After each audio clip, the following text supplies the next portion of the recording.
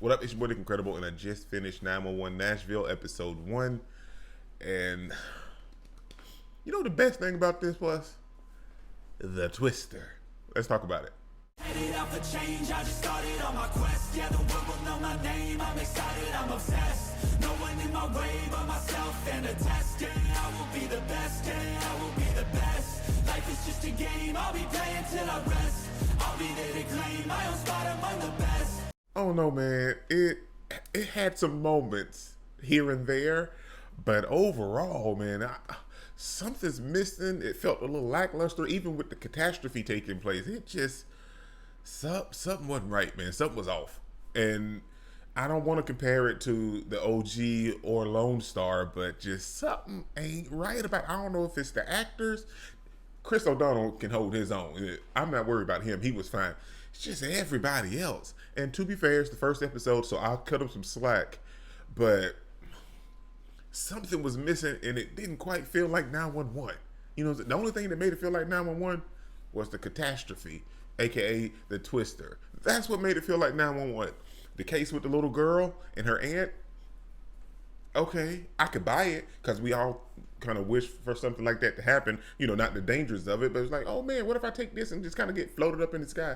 But for one, she was an itty bitty little girl, and that kite was like super big for her. So obviously, you felt these strong winds blowing. So, well, hey, let's go and put this kite in the car and we fly him another day. You know what I'm saying? Just logically speaking, and I don't know, man. It's just, I want to like it because like I watched the trailer and I'm hooked. I want to enjoy it because I love 911. I'm a 911 fan, but it's missing something, man, and the actors ain't helping. Let me go through some of the names and then we'll get there. Okay, Kimberly Williams Paisley is Cammy, and she was the 911 operator. Didn't really show a lot of her, and then in the OG and even in Lone Star, a lot of stuff happened in the 911. I mean, in the 911 call center. So we didn't really get a lot of that. But like I said, all this is the first episode, so I'm gonna chunk it up to that, and then as we progress, hopefully they don't do it, and then they got one season and got canceled. Hopefully that's not the case.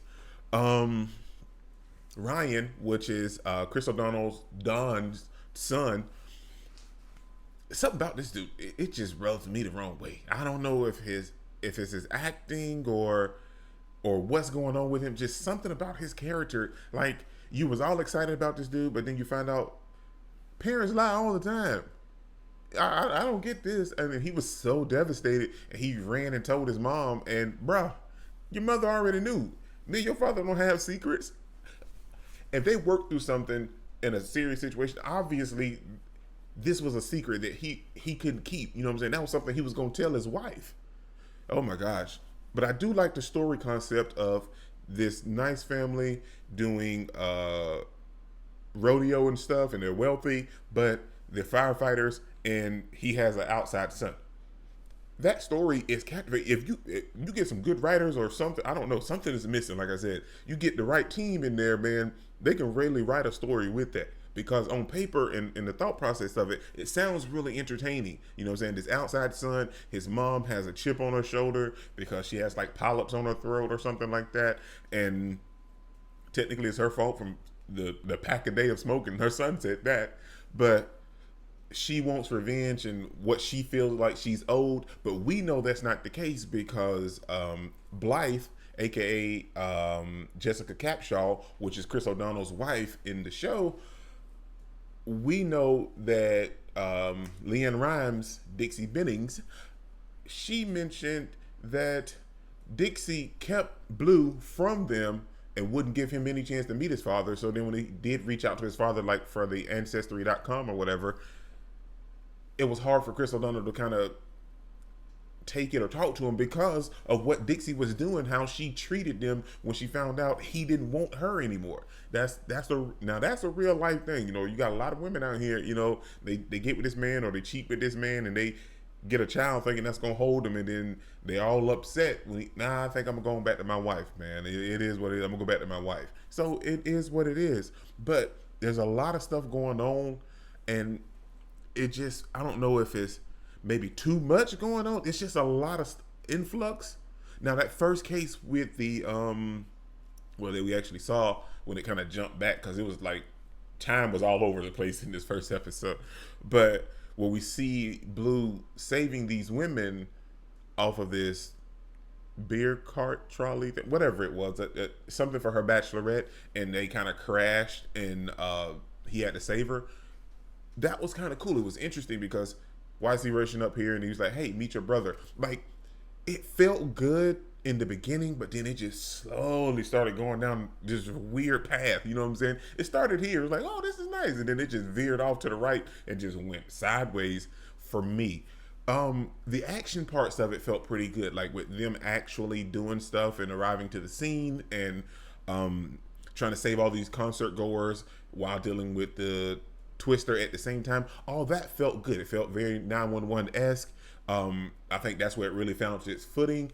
Everything else is what is like on a rocky ridge to me. I don't know. I could be wrong, and I could just be projecting. I don't know. But tell me how you guys felt about it. It just felt a little off to me.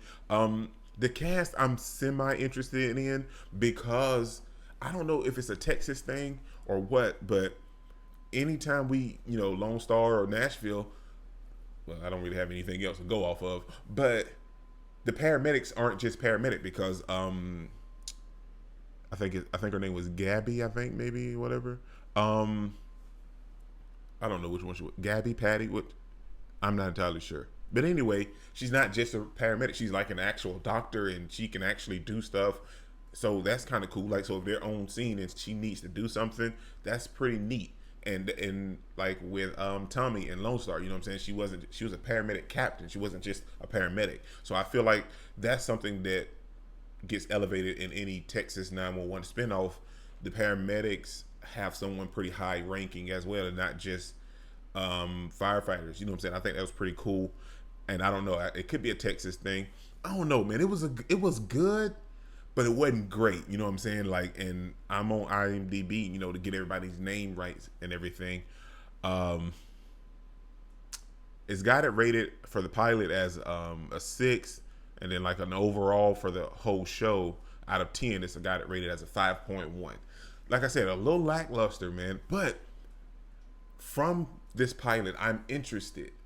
They kind of sold me on the story. So if things pick up and it gets a little bit better, which I hope it does. I don't want it to have like one of those one seasons. I hate when stuff has one season and it done moderately good, but the ratings wasn't high enough. It wasn't a lot of viewership. But like I said, they throw the 911 title on there. It may hold some peace if they stick to the typical 911 stuff. The family stuff is great and we love it, but you don't have to try to sell us so much from the beginning. And I feel like they're doing that a lot. You know what I'm saying? Trying to hook us in. And Lone Star and regular OG 911 had a lot of time to build that. You guys are just setting up. You don't have to sell us on this whole familial family dynamic right off rip. Let us build some stuff up and then get us to that, man. Because like with Chris O'Donnell's Don mentioning that, hey, well, Blue's gonna be a firefighter. He's gonna have all his training in the field. He's gonna take everything step by step, day by day, and he's gonna be on his brother's hip, learning stuff on the fly. And don't you guys give him any slack or anything like that just because he's my son. And he just walked off. Huh? I mean, I get it. It was funny in that moment, but I'm just saying, man, it's a weird, like, I'll tell you what it felt like. It felt like this episode, like the show was already established, and then this was an episode. And that's not the case. We don't know these people. We don't know what's going on. We're not hip to the dynamic of what's actually popping off with this family. So slow your roll a beat. Let us get hooked to it. Let us fill it out a little bit, and then dump all this on us. You know what I'm saying? Then we got the one chick that she wants to be a singer, but she's the firefighter. I get it. I'm just saying, man, it's a lot. Let us deal with some of this stuff first. Let it play out, and then introduce all this stuff one by one. We don't have to have that whole cohesive unit that Lone Star and the OG had, because they had time to build off of that. But overall, it was a decent episode, and it ended on a cliffhanger, which was fun. Hey, the tornado / Twister kind of came right up on him, so and they're on a ladder, him and both of his sons. But like I said, the whole twist with him having an outside son, his son coming to work for him while his other son already works for him, that whole situation seems fun and entertaining. You just gotta let it play out naturally, man. Don't force anything like that. This your boy, Incredible. Don't forget to smash the like button if you can. Smash any more. Comment down below, and I'll be sure to respond to each and every one of them and subscribe. Peace out. Cause I've been working a lot, I think I deserve a shot, I think I deserve a spot. Cause it's been years on this path that I walked, and if I keep going, I pray I'll be at the top.